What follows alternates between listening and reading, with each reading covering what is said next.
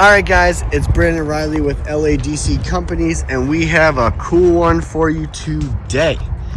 I get a lot of comments and messages about our sidewalk machines, in particular this plow on the front of this John Deere 1575. I get a lot of questions about this Boss Power VXT, how it's mounted, how we have it set up, why we did it, how it works, everything that has to go with it. So here we go. Here's a video all about it.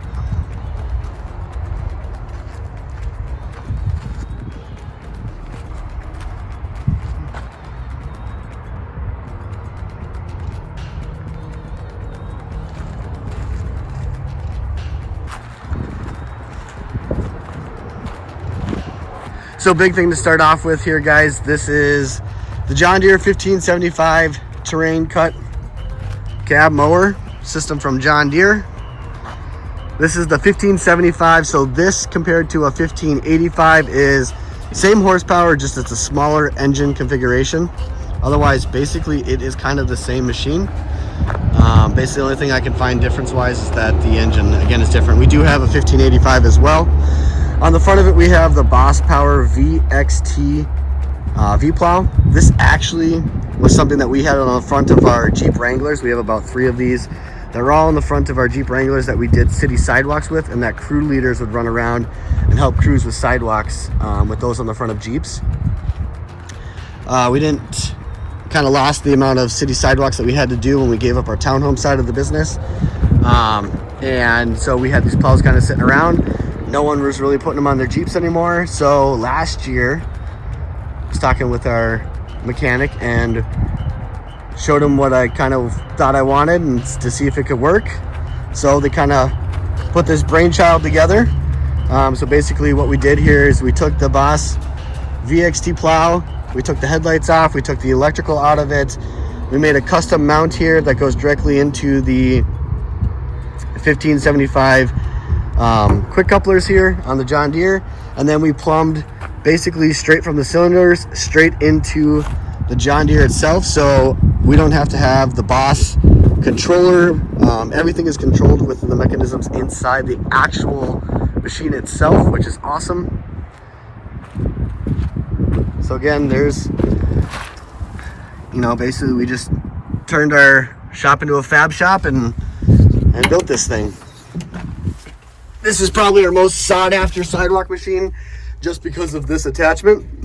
We have X739s, we have 1585s, 1445s, 1145s, the 1575, brooms, blades, blowers, Monroe straight blades, every kind of attachment that you can think that they make for this unit, we do have. And this right here is the most sought after. So you got your lifting here. Again, that's your normal John Deere coupler there. That's just lifting and raising, so you didn't need the lifting ram anymore. And then obviously you got your left.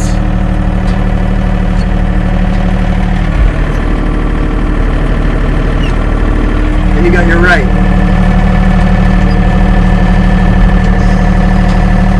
So again, that makes for super simple operation of this plow.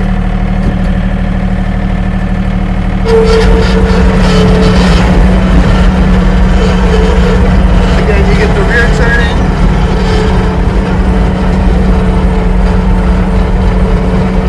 It's got the trips on the edges, so if it hits something, it doesn't throw you through the cab.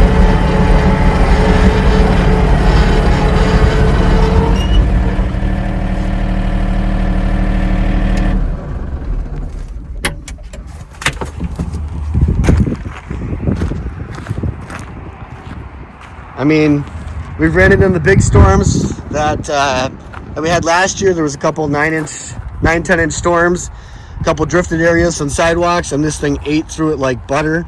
Nothing seems to slow it down. Gotta love that it has that rear wheel steer, easy maneuverability. We have our custom shovel holder here. This is the Rhino Grip 2.5, so super simple.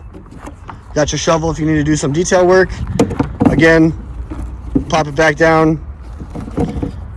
Easy enough to do one-handed, and then basically just holds this in place.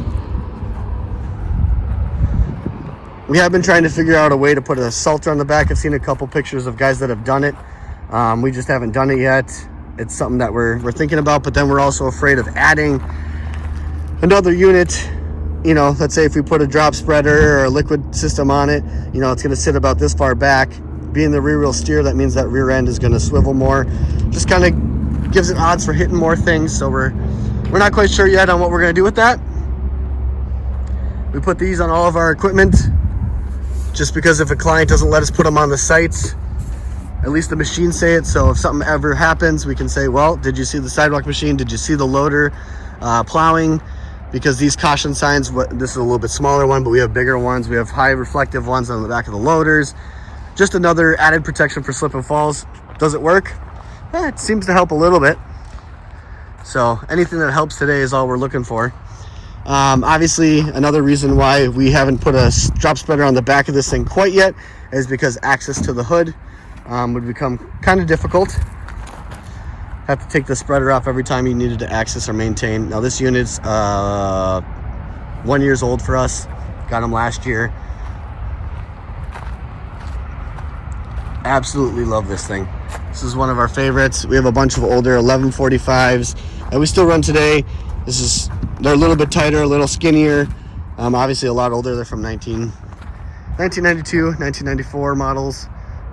So they've gotten a little bit bigger over the years, but obviously that kind of works out for the operators as you get a little bit more space. It's roomy inside, great visibility all the way around. We got LED lights in the front. The only thing I hate is that stupid beacon. I'd rather have strobe lights, but can't find a green one.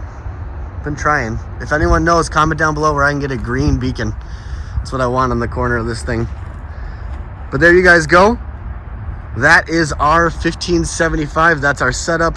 That's a quick little walk around of how we set it up, how we made it work. We are probably going to end up building about 2 more of these this season if we can before winter starts.